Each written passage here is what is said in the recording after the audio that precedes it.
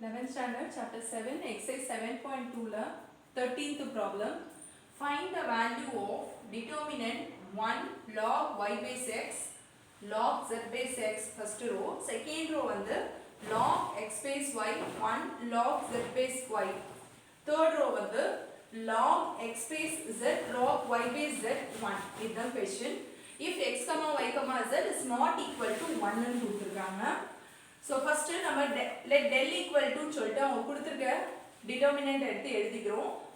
Next இந்த log y base x எப்படி எழுதலாம் அப்படின்றது இங்க எழுதிருக்கேன். இது எக்ஸாம் பர்பஸ்க்கு கிடையாது, புரியறதுக்காக எழுதிருக்கேன்.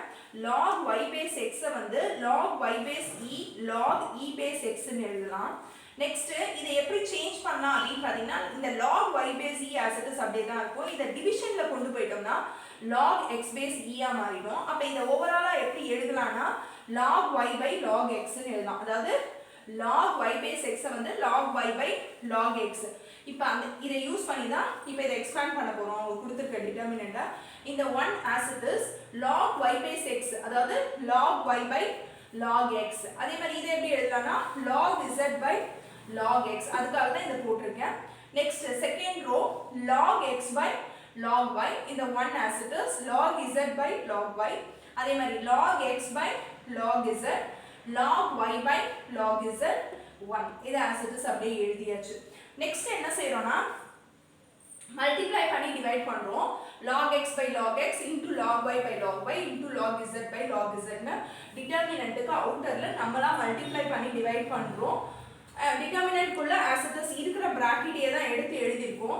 நெக்ஸ்ட் ஸ்டெப்ல வந்து 1 by log x log by log z எழுதிட்டு இந்த மேல இருக்க log x log by log z என்ன பண்றோம் அப்படினு பாத்தீங்கன்னா ஃபர்ஸ்ட் காலம் ஃபுல்லா log x ஆல மல்டிப்ளை பண்றோம், செகண்ட் காலம் ஃபுல்லா log y, third column ஃபுல்லா log z ஆல மல்டிப்ளை பண்றோம். அப்ப மல்டிப்ளை பண்ணும்போது பாருங்க 1 into log x ஆயிடும். இங்க log x by log y into log y.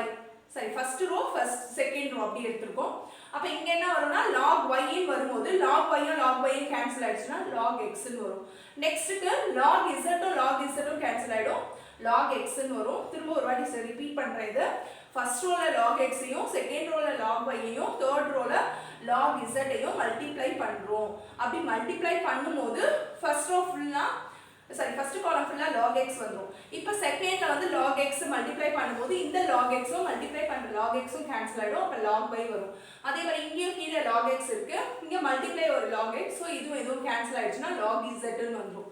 அதே மாதிரி செகண்ட் ரோ ஃபுல்லா log y ஆல பண்ணும்போது ஆல்ரெடி இத எக்ஸ்பிளைன் பண்ணிட்டேன். 1 into log y வந்து log y ஆயிடும். இங்க log y யும் கேன்சல் ஆயிடுச்சுனா log z வந்துரும். நெக்ஸ்ட் தேர்ட் ரோ பண்ணும்போது log z ம் கேன்சல் ஆயிடும். அதே மாதிரி அடுத்ததுலயும் log z கேன்சல் ஆயிடுச்சுனா log y ன்னு வரும். இங்க 1 into log z வந்து log z ஆயிடும். இப்போ நீங்க பாத்தீங்கனாலே தெரியுது first row second row third row ஈக்குவலா இருக்கு. நமக்கு ப்ராப்பர்ட்டி பிரகாரம் any two rows are equal identicalனாலே the value must be 0 ன்னு தெரியும். இங்க பாத்தீங்கன்னா log x log y log z log x log y log z whether r1 equal to r2 equal to r3 மே ஈக்குவலா இருக்கு. So r1 equal to r2 ன்னு எழுதிருக்கேன், r2 equal to r3 ன்னு எழுதலாம், r1 equal to r2 equal to r3 ன்னு எழுதலாம். Property use பண்ணிருக்கோம். So இந்த determinant value ஃபுல்லாவே நமக்கு என்ன ஆயிடுதுன்னு பாத்தீங்கன்னா 0. So 0 multiplied with any number is 0. Therefore the value of the given determinant is 0. That's all.